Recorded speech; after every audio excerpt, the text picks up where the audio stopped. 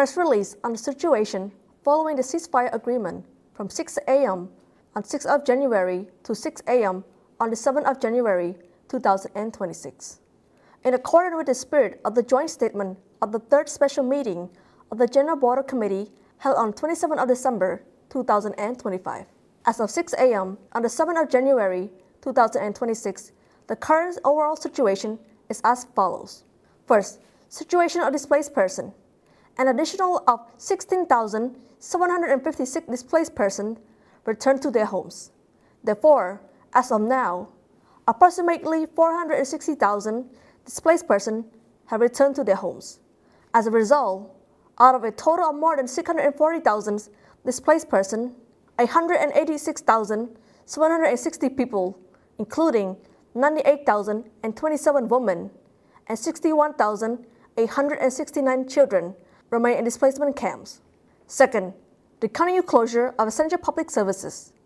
In Adamance Province, 176 schools, 33 hospital or health centers, 1 provincial administrations, 33 provincial departments, 5 district administrations, 10 law enforcement units at municipality and district levels, 23 commune circuit administrations, and 23 police stations have resumed operations, while 84 schools, 8 hospital or health centers, 1 commune circuit administrations, and 1 police station remain temporarily closed.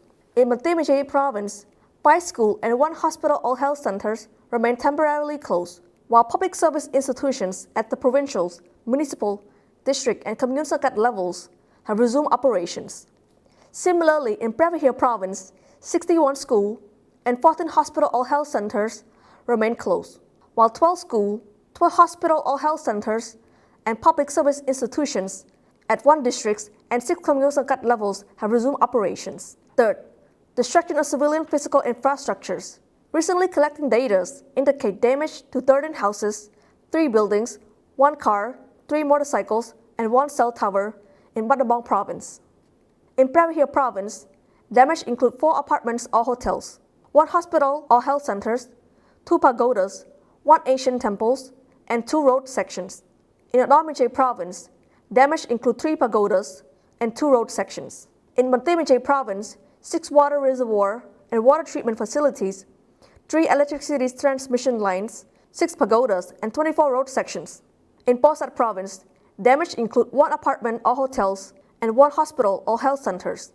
Therefore, from the 7th of December 2025, damage to private properties include 336 civilian houses, 7 privately owned buildings, 10 apartments or hotel, 3 gas stations, 1 private markets, 34 cars, 8 motorcycles, 1 cassava purchasing warehouse, 1 storage warehouse, 3 cell towers, 6 water reservoir and water treatment facilities, 1 rice barn, and 2 animals or wildlife. Damage to public properties include 25 schools, 9 hospital or health centers, 42 government office buildings, 17 pagodas, 1 alms-giving hall, 1 statue, 1 vehicle, 4 ancient temples, 5 bridges, 1 market, 32 road sections, 1 electricity supply facilities, and 3 electricity transmission lines. Fourth, measure to rehabilitate houses and villages of displaced persons. In Prairie Hill Province, the impacts and damage in Changshan District are being assessed, and food supply have been transported to civilians who are not yet able to return to and reside in their homes. In Adamance Province, a total of 84 villages remain inaccessible for civilians to return, while officials are actively preparing houses and village conditions in 172 villages. In Matimaji Province, officials have arranged temporary shelters for civilians who are not yet able to return to their homes and provided education on unexploded ordnance. In Battambang Province, relevant authorities and officials are continuing to visit affected residents, provide assistance, and inspect damaged residential sites, while also preparing to cooperate with the Cambodian Mine Action Centers to clear unexploded ordnance. In Posat Province, officials have conducted inspections of civilian houses in Songkum Thamai village. In Kokong Province, relevant authorities and officials are conducting inspection and providing additional assistance to displaced persons facing difficulties after returning to their homes.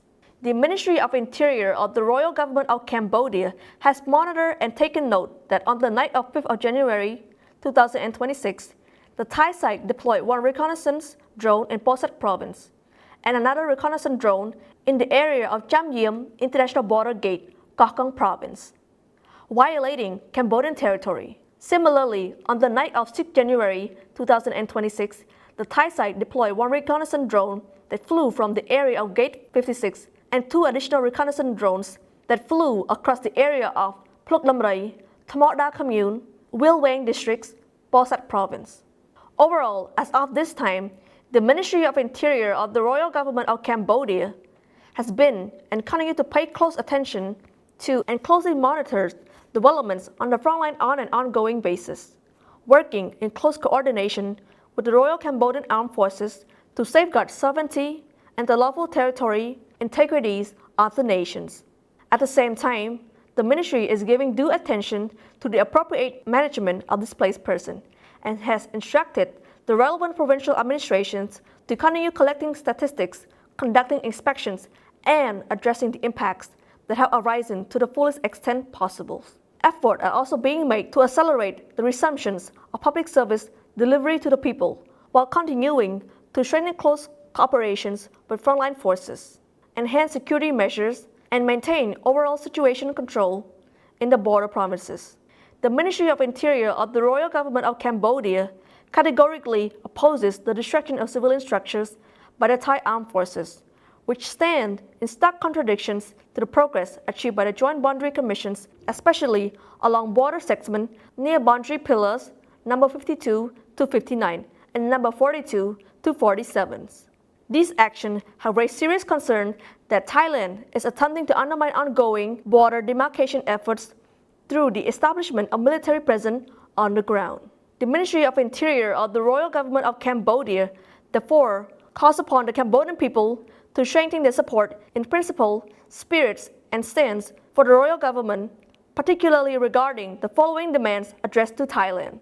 First, to immediately cease all hostile military activities along the Cambodian-Thailand border and within Cambodian territory. Second, to withdraw all military personnel and equipment from the territory of the Kingdom of Cambodia to a position fully consistent with the legal established boundary.